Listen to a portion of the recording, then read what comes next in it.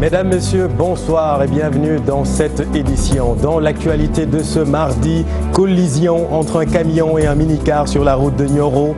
8 morts, 32 blessés, c'est le bilan provisoire. Encore un accident meurtrier sur nos routes. Plus de détails dans un instant. Qui a dit que les histoires d'amour finissent mal en général? À Thiès, un homme a assassiné sa petite copine. L'incompréhension est à son comble au quartier Ersan. Nos reporters se sont rendus à la maison mortuaire. Reportage à suivre. Ça y est, c'est acté. Le poste de Premier ministre disparaît officiellement de l'architecture institutionnelle du Sénégal. La loi a été promulguée par le chef de l'État. Retour aux affaires de Mimi Touré. Elle remplace Aminata Tall à la tête du Conseil économique, social et environnemental. S'agit-il d'une consécration pour l'ex-directrice de campagne de la coalition Benno Bokk Yakaar? On en parle dans cette édition. Voilà pour les titres. Le développement, c'est tout de suite.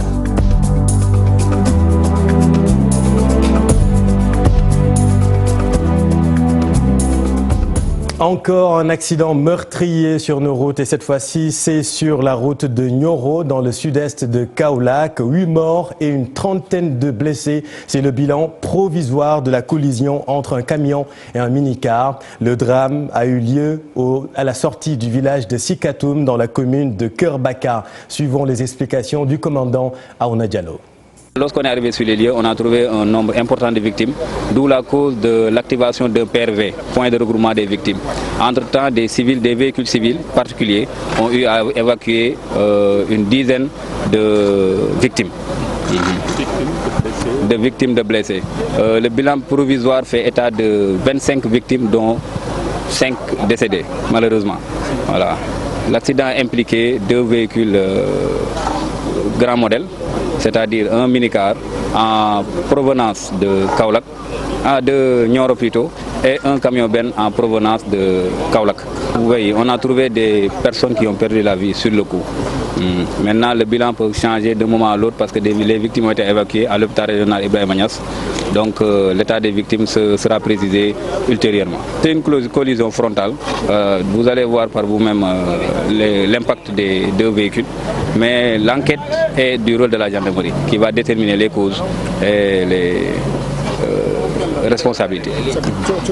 Voilà, donc le bilan qui a évolué tout juste avant de débuter ce journal. On parle maintenant de 8 morts et une trentaine de blessés. L'accident également hier au niveau du poste de Thiaroye a fait 4 morts. L'accident largement relayé par la presse, tellement les circonstances sont très variables. Là également, c'est un camion qui a écrasé 4 conducteurs de scooter. Parmi les causes, on parle d'un pneu qui se serait détaché, causant la perte de contrôle du camion. La qualité des pneus et le système de freinage des camions sont souvent décriés en cas d'accident. Nous sommes allés à la rencontre des mécaniciens pour qu'ils nous expliquent, suivant le reportage de Aïssatou Gueiba et Mohamed Jag.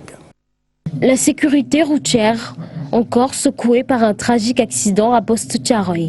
Un camion se renverse sur des scooteristes, causant 4 morts. Les camions à l'origine de plusieurs accidents. Leur système de freinage, souvent décrié. En matière de conduite automobile, les freins sont essentiels. Un véhicule sans frein ne peut être fonctionnel. Des freins défectueux, c'est bien là la cause des accidents.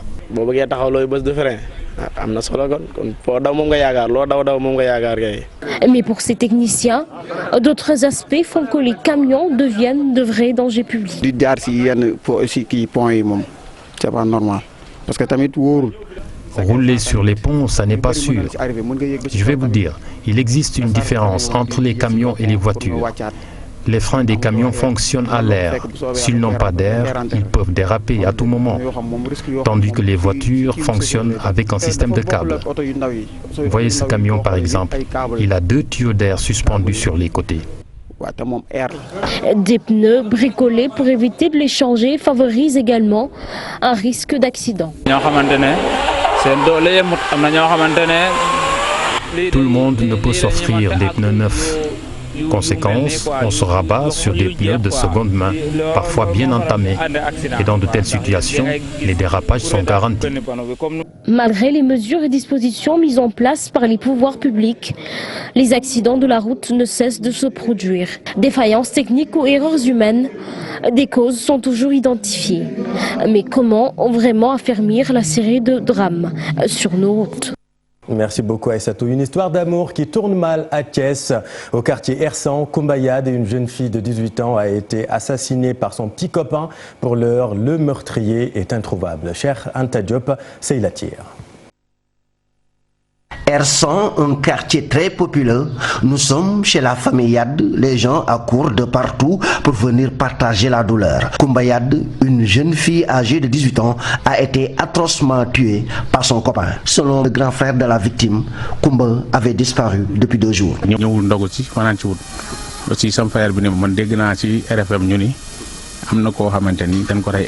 Depuis 2 jours, on ne l'a pas vu. C'est tôt ce matin que nous avons appris sur la RFM qu'il y avait une jeune fille qui a été tuée par son copain, que nous nous sommes rendus à la morgue de l'hôpital Amadou Sakhine Ndiéguène pour constater que c'était bien elle. Nous nous sommes rendus à la maison où elle a été tuée. Selon la propriétaire de la maison, le meurtrier était en location chez elle. Elle explique que les 2 amoureux s'étaient récemment chamaillés.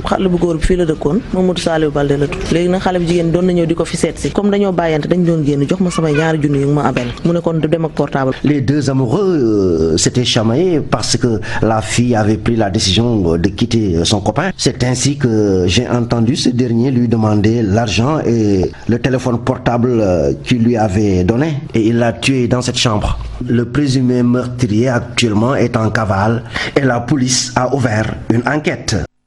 Autre information qui ne vous a pas échappé, à Pékin, un adolescent a été attaqué par un pitbull après l'arrestation du propriétaire du chien. Le pitbull et 4 autres chiens, dont un berger allemand et un rottweiler, ont été abattus. Arrêtons un peu sur le pitbull, ce chien d'attaque qui tire son origine des molosses qu'on dressait au 19e siècle. Komba Amatlo a rencontré un dresseur professionnel pour revenir sur la particularité du pitbull. damay préférer ñuy jël lu ci melni ay rottweiler ay malinois ay berger allemand. Pour l'élevage des chiens, il est préférable d'opter pour d'autres races que le pitbull parce que c'est une race très dangereuse. L'élevage de ces chiens est même interdit dans des pays comme la France. C'est des chiens de combat que les malfaiteurs utilisent pour faire leur sale besogne. On peut toutefois en élever chez soi, mais il faut qu'ils soient bien dressés, les maîtriser de telle sorte qu'ils ne fassent pas du mal à des personnes. Il faut également tenir en compte les groupes sanguins et éviter de mettre en couple 2 chiens de même groupe, car leur progéniture peut être très dangereuse. ñaari deret yoo xam ne ñoo bokk, c'est-à-dire que benn portée bu am femelle ak mâle. Parlons éducation à présent. 189 élèves au BFM et 407 994 élèves au CFE vont passer les examens cette année. Le ministre de l'Éducation, en visite à la direction examens et concours, s'est exprimé sur la situation de certains candidats. Leur pièce d'état civil inquiète le ministre. Mamadou Talla annonce par ailleurs que des discussions sont ouvertes dans l'affaire de l'Institut Jeanne d'Arc. Habib Faye et Pape Songone Mbaye.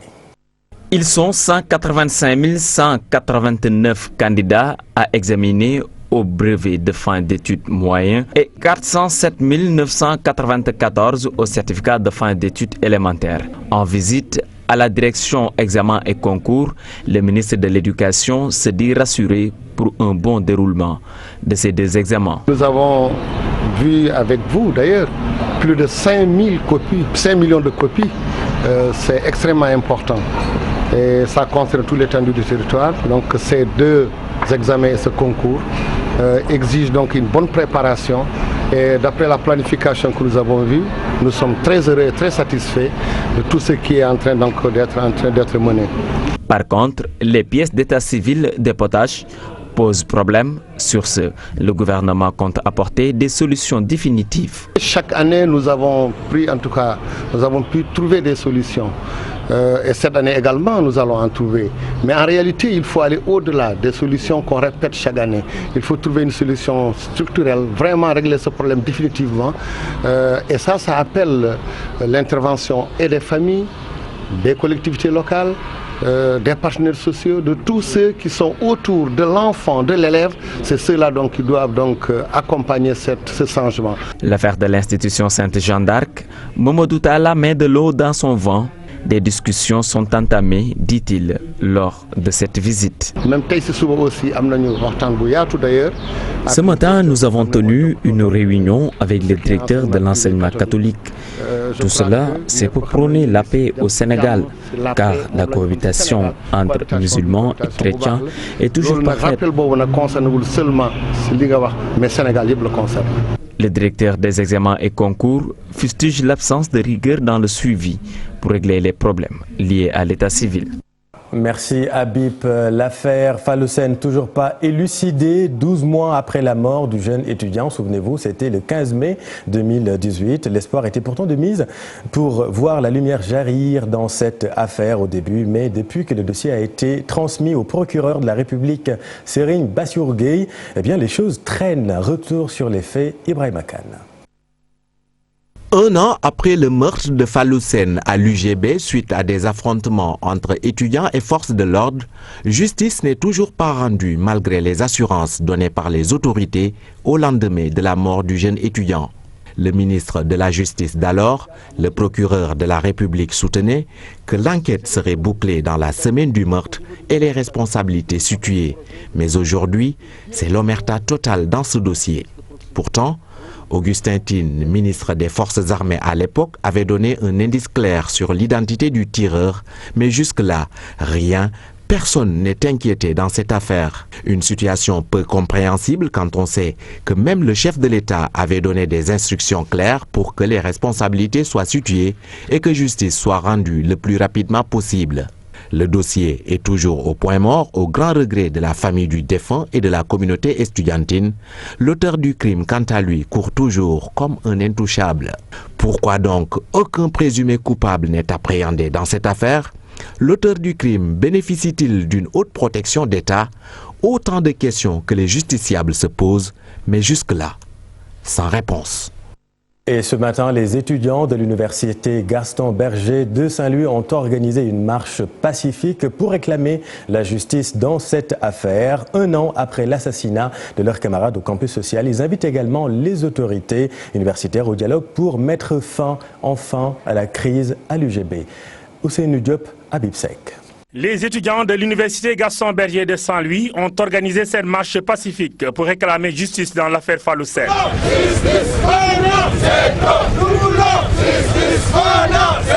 L'autorité a apporté la lumière sur l'assassinat de leurs camarades tués dans les échauffourées entre étudiants et gendarmes au campus social. C'était le 15 mai 2018. Les pensionnaires de Sanar réclament également une enquête neutre pour arrêter le gendarme. Après l'ouverture de l'enquête, le jour même de l'incident, et après avoir saisi le procureur de la République de Saint-Louis, M. Ibrahima Ndao, depuis la transmission du dossier au procureur de la République de Dakar, le dossier ne semble avancer, pour ne dire n'a pas évolué. Alors qu'on sait nettement que l'acteur, le coupable de cet assassinat a fait son aveu. Et nous, on sait que l'aveu est la mère de toute preuve.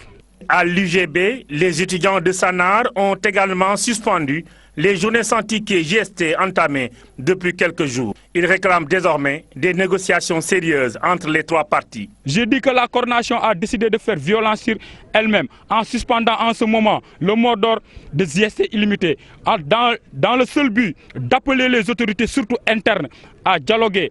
Parce que nous pensons que c'est dans la négociation, c'est dans la concertation que des solutions peuvent jaillir. Parce que le contexte actuel de notre université ne nous donne pas droit à poser d'autres actes allant dans le sens de bloquer la pédagogie. Tué le 15 mai 2018, la justice traîne les pieds dans l'affaire Falocène, mais les étudiants de Sanar, eux, sont très déterminés à aller jusqu'au bout pour que l'auteur de cet acte soit arrêté et puni par la loi.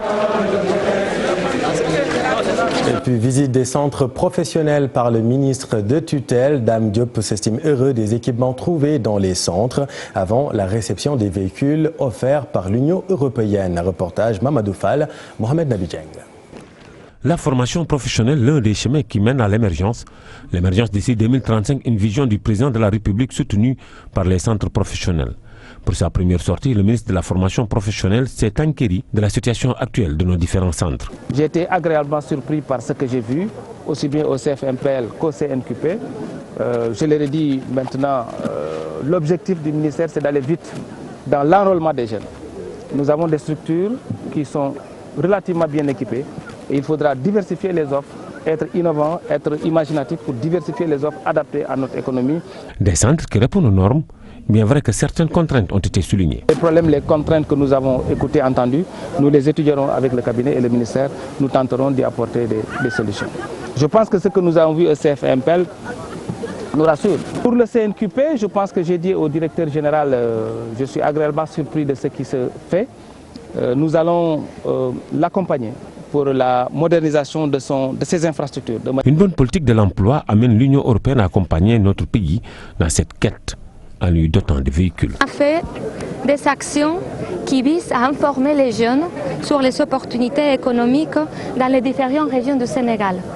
On a voulu être mobile, comme aujourd'hui, avec les unités mobiles. Et on s'est déplacé avec une caravane d'information depuis 2017.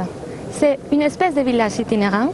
Pour rappel, le président de la République a promu les Sénégalais de créer plus d'1 million d'emplois, chose à laquelle les acteurs essaient de matérialiser.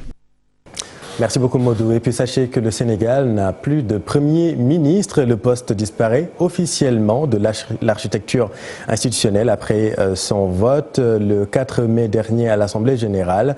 Le président de la République a promulgué la loi constitutionnelle portant notamment sur la suppression du poste de Premier ministre. Mohamed Boun Abdallah Dionne est donc ministre d'État, secrétaire général de la présidence de la République.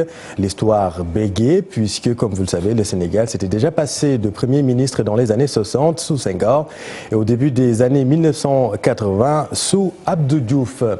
L'ancien Premier ministre, justement, Abdoul Mbaye, réagit à la suppression de ce poste qu'il a eu à occuper. Selon lui, le président Macky Sall cherche tout simplement à neutraliser l'hémicycle. Nous l'écoutons avec Pape Faragning.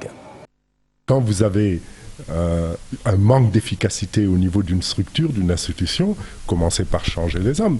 Mais vous ne gardez pas les mêmes pendant 5 ans, vous ne gardez pas le même après avoir supprimé l'institution dans un poste recréé pour lui ressembler, avec ce prétexte de recherche d'efficacité. Le véritable objectif de cette réforme, ce n'est pas supprimer un poste de Premier ministre, c'est réduire les pouvoirs de l'Assemblée nationale sur l'exécutif. Le pouvoir de la sanction, donc de la motion de censure, le pouvoir du simple contrôle. Parce que devient un contrôle lorsqu'il n'est pas associé à une sanction? Donc les gouvernements, les ministres, pardon, le président de la République pourra faire ce qu'il voudra, les députés ne pourront rien faire. Et puis la concertation se poursuit pour les candidats de l'opposition à la dernière présidentielle.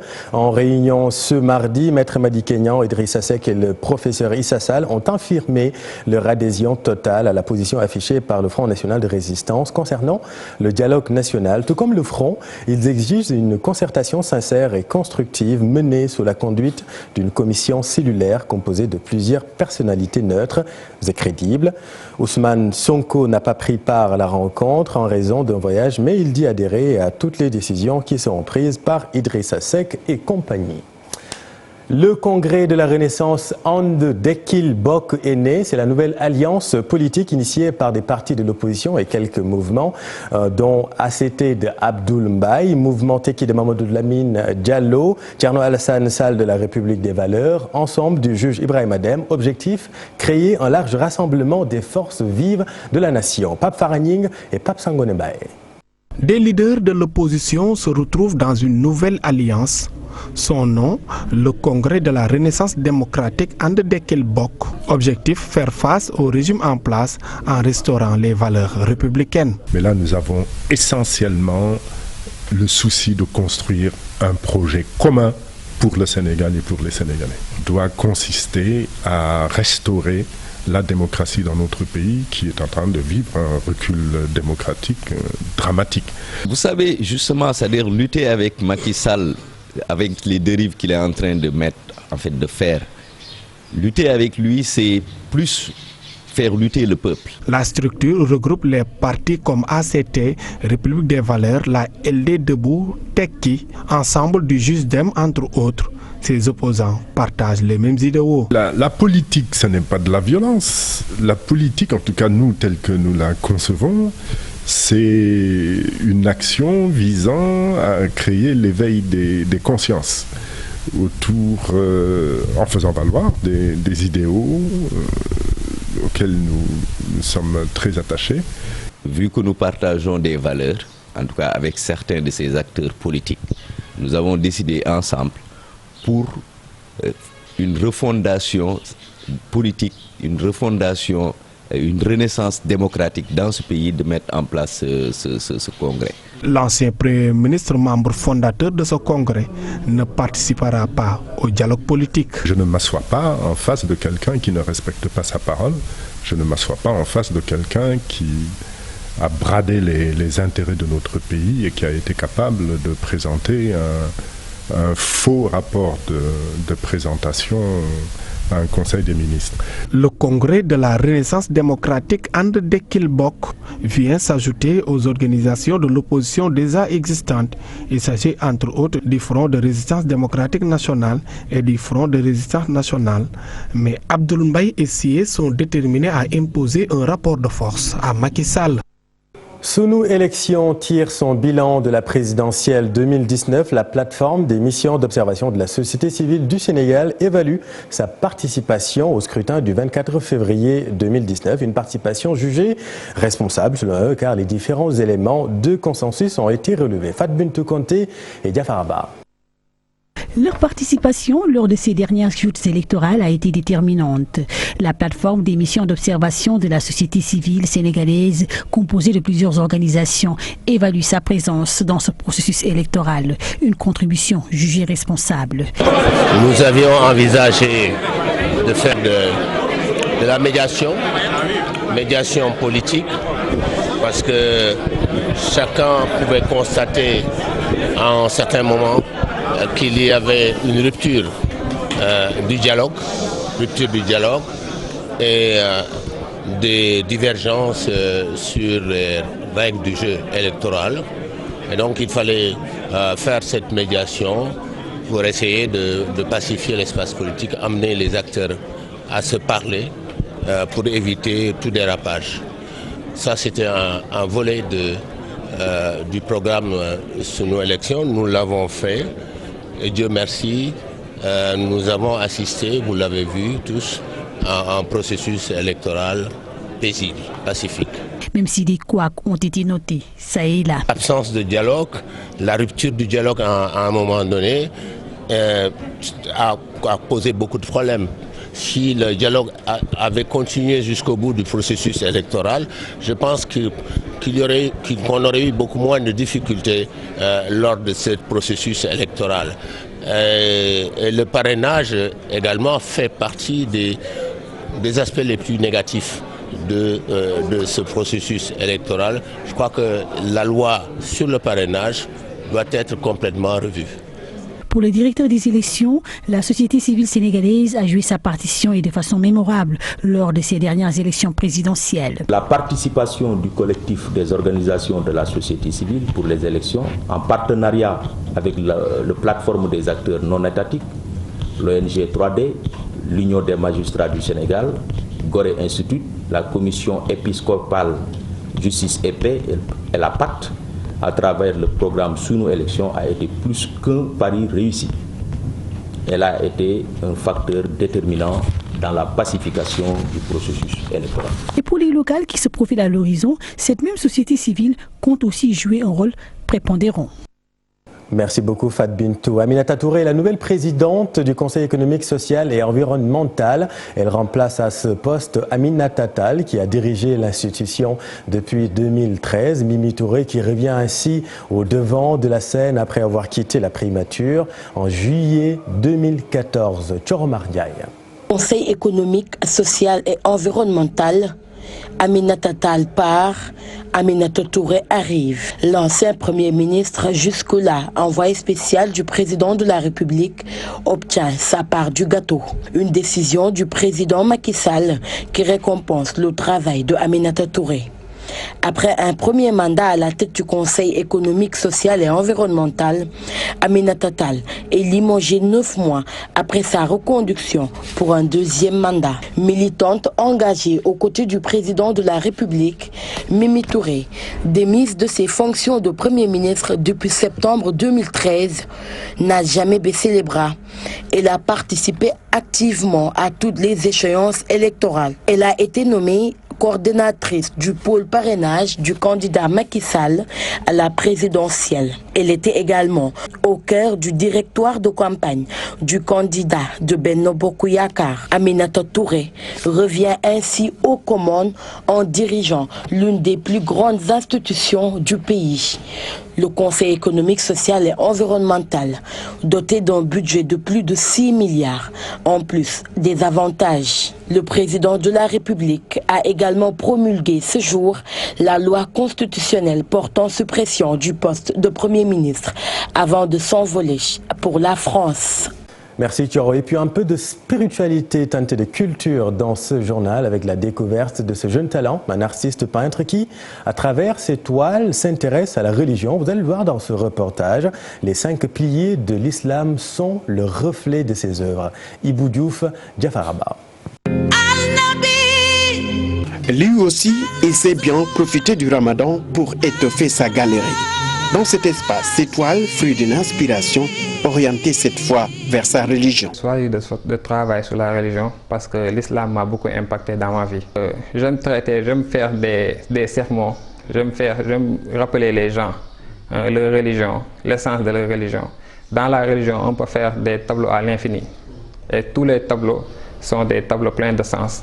L'islam et le Ramadan, des messages à travers ses œuvres d'art pour parler de l'islam, comme par exemple les 5 piliers. Bon, j'ai choisi de travailler sur les 5 piliers de l'islam, comme la shahada. Après cela, il faut automatiquement commencer la prière. Même si on ne connaît rien du Coran, on doit alléger cela. En plus de cela, on doit faire la zakat si on a les moyens. Et on doit faire le pèlerinage si on a les moyens. Donc, le Ramadan aussi, on doit les faire si on est apte de le faire. Un jeune artiste peintre qui travaille sa polyvalence. L'art, pour lui, c'est aussi savoir contextualiser pour communier avec tous les publics. En quelque sorte, une sorte de djihad pour faire entrer les gens, pour les faire connaître l'islam. Si je suis dans l'esprit de parler avec des gens qui ne sont pas musulmans, je vais plus partir de leur religion pour entrer dans la mienne. Et ainsi essayer de les convaincre et de le faire un rappel.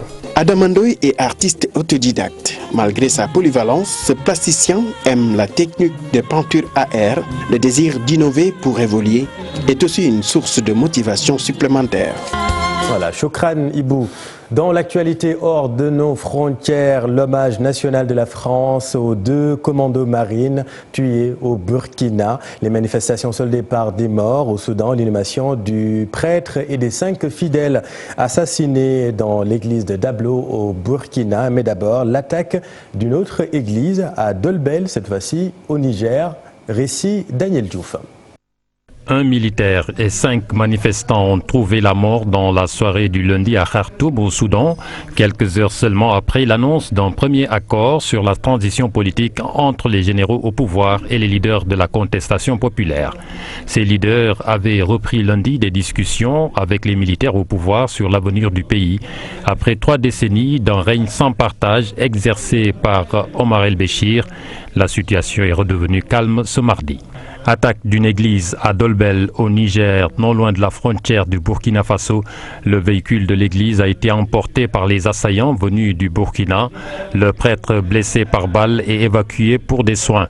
Le village de Dolbel est situé dans une zone boisée à cheval entre le Mali, le Niger et le Burkina Faso. Le prêtre et les 5 autres fidèles assassinés dimanche par des hommes armés non identifiés dans l'église de Dablo au Burkina reposent désormais au cimetière catholique de la commune. Parents, amis, co-religionnaires, responsables de l'église catholique et autorités politiques et coutumières étaient présents lors de l'enterrement. Enfin, un hommage national rendu ce mardi aux 2 commandos marines français tués en libérant des otages au Burkina. La cérémonie s'est déroulée dans la cour des Invalides à Paris en présence du président de la République. Pour rappel, les forces spéciales françaises ont libéré dans la nuit du 9 au 10 mai au nord Burkina. 4 otages, dont 2 Français, une Américaine et une Sud-Coréenne. Une opération pendant laquelle ces 2 militaires français ont trouvé la mort.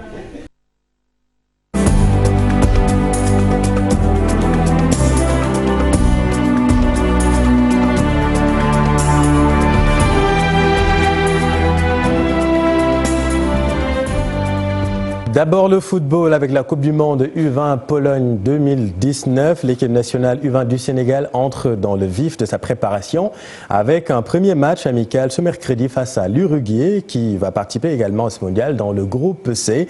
Cher Sadibou Diarra.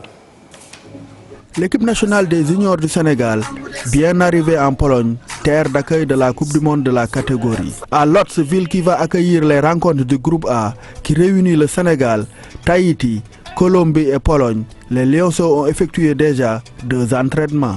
Un décrassage après le voyage de Dakar à Lodz, puis une séance beaucoup plus soutenue sous la direction du sélectionneur Youssoufa Dabo et son staff. Ibrahima Niane et ses équipiers vont disputer leur premier match amical ce mercredi. Une confrontation avec l'Uruguay à partir de 17h30. Uruguay logé dans le groupe C est un des 3 représentants de l'Amérique du Sud dans ce mondial polonais. En football toujours, Coupe d'Afrique des Nations Égypte 2019, adversaire du Sénégal dans le groupe C. Kenya a sorti une liste élargie de 30 joueurs, une liste parmi lesquels le capitaine et star de la sélection, le milieu de terrain de Tottenham, Victor Wanyama, les R&B stars du sélectionneur français Migné vont se préparer en France du 31 mai au 19 juin. 2 matchs amicaux au programme le 7 juin contre Madagascar et le 15 juin contre la Gambie. Et puis en basket, Coupe du Monde U19 du 29 juin au 7 juillet en Grèce. 16 lionceaux locaux sont en stage de préparation de 3 jours au Stadium Marius Ndiaye. Un deuxième stage du genre qui porte sur le plan technico-tactique d'après le sélectionneur adjoint des U19 du Sénégal. Vieux Fall, suivons-le au micro de nos confrères de Basket Sénégal. Notre objectif premier, c'est de voir un peu l'état physique des gosses et leur capacité sur le côté technique. Et nous avons un peu joué, un peu travaillé aussi sur le côté tactique. La semaine passée, on a fait 3 jours. Aujourd'hui aussi, on a vu que les gosses sont revenus avec plus de détermination, plus d'engagement. Et ça, c'est important. Coach Madiène, effectivement, est en Espagne. C'est toujours dans le cadre du travail en équipe nationale, c'est pour prospecter, voir certains joueurs.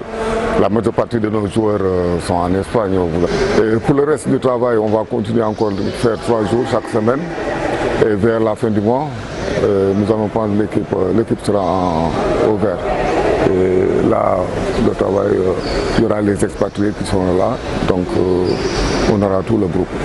Voilà, VFL avec nos confrères de basketsénégal.com. Merci beaucoup à vous d'avoir suivi cette édition. C'est la fin. On se donne rendez-vous demain dans le JT de 20h à suivre dans vos programmes. Votre série du mardi, Golden. Et puis un peu plus tard, comme tous les soirs durant le mois de Ramadan, Quartier Général. Excellente suite des programmes sur TFM. Vous êtes au bon endroit.